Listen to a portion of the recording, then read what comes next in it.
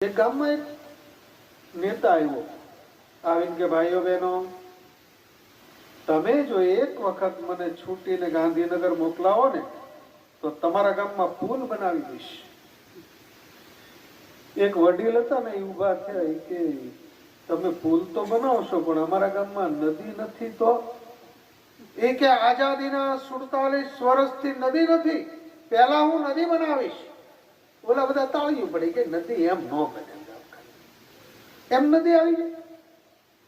આ ગામની અંદર 47 વર્ષથી નદી નથી, મારા બધા જ મતદારો પરેશાન છે. ઓલા કે નદી એમ ન બને, એમ આપણે આયા કરીએ બધા. એવું ખોટા વચન આપે ત્યાં બધા.